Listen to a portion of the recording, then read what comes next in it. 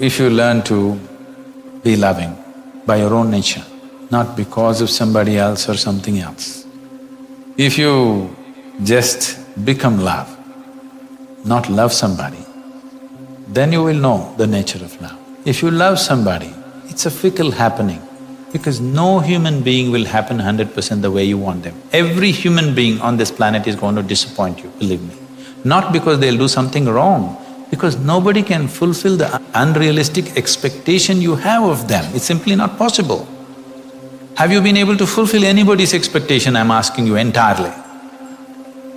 Partially, but never entirely, isn't it? So nobody else will be able to do it. Unless you're still such a hopeless romantic, you're still waiting, that ideal person is going to come from somewhere. No, believe me, whoever comes, I want you to know, the ideal people whom you worship, when Krishna was there, his wives complained. Whether it's love, or these flowers, or your life, your success, everything, it just doesn't happen. You have to create the necessary situations for it to happen, otherwise it won't happen. Isn't it so? Is it not so? Simply it won't happen. If you create the necessary situations, it will happen. You can't do it, yes, you can't do love, but you can make it happen. That's why you're wooing somebody, isn't it? To make it happen. Yes or no? If you can't make it happen, just close yourself in your house and just wait. Someday somebody will come and fall in love with me. That's not going to happen. You want to make it happen. To make it happen, you dress yourself in a certain way, you speak in a certain way, you try to be sweet to people and try to make it happen, isn't it? Isn't it so? So you want flowers to bloom in your house, or you cultivate the land, you put the seed, you put manure, water, and just maintain all the conditions and wait for it to happen. It is not that making happen means you go there and open the buds and try to make it into flowers. Now that'll fall apart. You allow it to happen by creating certain situations. But if you don't create those situations, it will not happen. Is it so? If you do not create the necessary situations, the flowers will not happen in your house. Only if you create those situations, it will happen. So whether it is love, or flowers in your garden, or success in your life, or enlightenment, unless you create the necessary conditions, it won't happen. So, whatever we do is not to make the flower, but to create the conditions so that flowers will happen. So whether it's flowers in your garden or flowers within you, you have to create the condition. So all we are going to do is, we've been cultivating your mind since yesterday. You started cultivating your body a little bit. We will cultivate your emotion and energy. If all these four things are properly cultivated, flowers will bloom. If you don't cultivate this, it cannot bloom. That's how life is, with every aspect of life.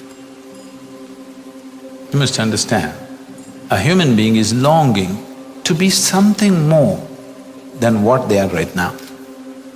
If this finds a simple, basic physical expression, we call this sexuality. Sexuality means just this, physically you're trying to make something which is not you a part of yourself. For a few moments you may succeed. If you try this mentally, it gets labeled as greed, conquest, or maybe simply shopping. Some people go for conquest with swords and guns, some people go with checkbooks and cash, credit cards. The thing is, you want to include something which is not a part of you as yourself, that is the whole effort. Whether you want money or wealth or you want to occupy a nation, what is it? Something that is not you, you want to make it yours. Yours is an effort to make it a part of yourself. If it happens emotionally, on the emotional level if you try this, we call this a love affair. you're trying to make somebody who is not a part of you, a part of yourself emotionally. This is a love affair. If you do it consciously, we call this yoga. Yoga means union. So all these efforts are fine, everything has its own beauty but has its own limitations. When you understand the limitations of all the other methods, nothing right or wrong about it, it is just that it will work briefly, it will not work for always. When you realize that, you consciously try to include. When you consciously become an inclusive process, if you sit here, if you experience everything as yourself, then we say you're a yogi, okay? So this is a love affair successful.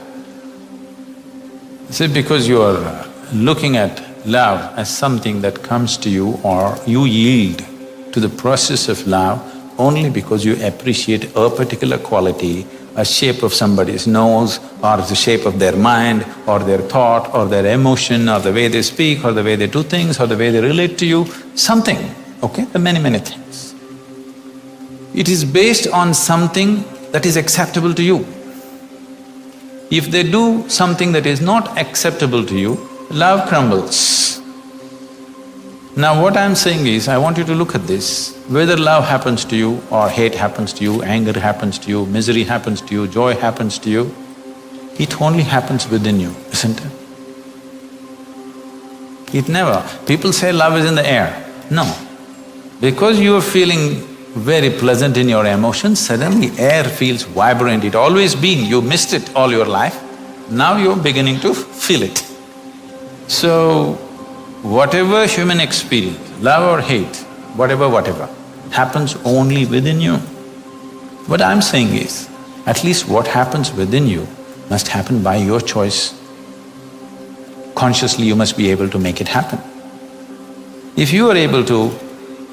If your experience of what is happening within you is happening by choice, what is the problem? It only happens within you. Love is not a relationship. A relationship is a different thing.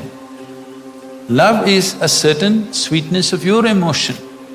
Whether you look at a tree or a dog or a man or a woman or a child or just at the sky, why can't you look at it lovingly? Because it's not about loving the sky, it's about the sweetness of your emotion. If your emotions are sweet, whatever you look at it in a certain way. Right now you have nasty emotions, whatever you look at it in a different way. So you have always associated love with somebody. No, this is not about somebody. Love is not something that you do, it is something that you can become. If you're willing, you can become love, you can make your emotion into a very sweet space. If you make your body very pleasant, it becomes pleasure. If you sit here, it can be great pleasure just sitting here and breathing. This is what we're teaching people. You sit… I will show you millions of people, if they close their eyes, tears of ecstasy will just drip. Nothing, simply close your eyes. Ecstatic they are, bursting every cell in their body. Because body has become so pleasant. If your mind becomes pleasant, we say this is joy. If your emotions become pleasant, we say this is love. If your very life energies become pleasant, we say this is blissfulness, this is ecstasy. If your surroundings become pleasant, we call that success. Now you're calling your success with somebody as love, that's a mistake. You have a success story with somebody, that is, you have created pleasantness in the atmosphere between you and let's say 5–10 people around you. You're calling that love. No, that is actually success, because that needs lots of management. But for you to be loving, there is no management. If you just make your emotions sweet, your emotions are sweet and it's beautiful to be like this. It's not about anybody. If somebody comes, we can share it. If nobody comes, you can sit here with your eyes closed and still be loving. What's the problem? It is not about somebody, it's not an action. It is not something that you do, it is something that you can become.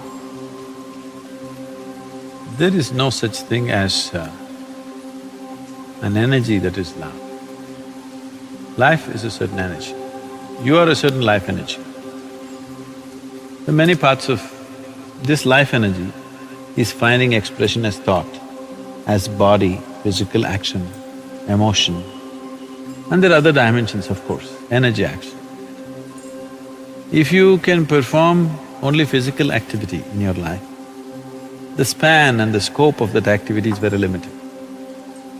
Because you empower your physical activity with your mental activity, depending upon the keenness and the intensity of your mental activity, your physical activity takes on a different level of… as if it moves into a different dimension because the mental activity. If you make a movie, if it's all physical, it's one way. There is a certain intellect involved in it, it's another way. There's a certain emotion involved in it, it's another way, isn't it so? So that's so with life also. So, these are different levels of intensity. Physical is at one level of intensity, intellectual is another level of intensity, emotion is a different level of intensity. Generally, people are looking down upon emotion as something less than intellect, which is a very wrong thing they're doing. Which I think slowly people are realizing they're talking about emotional intelligence now. Because emotion is capable of being of a higher intensity than intellect in many ways. Intellect has a certain coolness, intellect has a certain penetration, but emotion can just embrace everything. Intellect can know pieces of life, emotion can know the wholeness of life. So this is the reason why spiritual traditions always have made devotion the biggest thing, because a devotee looks like a fool to an intellectual person. But what a devotee knows in terms of life's experience and what he knows in terms of perception of life in its totality, an intellectual person will never touch that. So a devotee looks like a fool, but the real fool is elsewhere. So right now what's happening here when people are around me is neither intellect nor emotion nor body.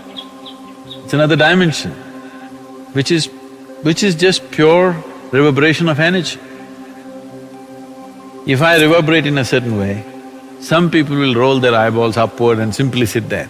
Some people will cry, some people will laugh, some people feel that they realize so many things being there in that space.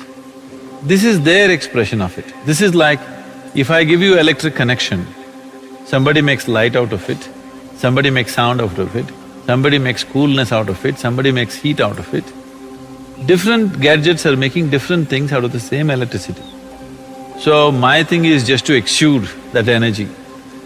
Somebody makes love out of it, somebody makes alertness out of it, somebody makes awareness out of it, somebody makes meditativeness out of it. That's left to that individual depending upon his level of evolution and his receptivity as to how he is. So am I creating a love energy? There's no such thing as love energy, there's just life energy. There is only life energy. Love is just one expression of life. Intellect is another expression of life.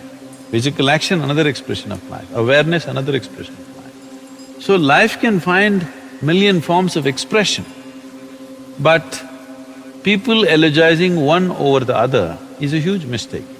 All of them are needed. Love without the needed awareness and balance is going to be horribly burdensome.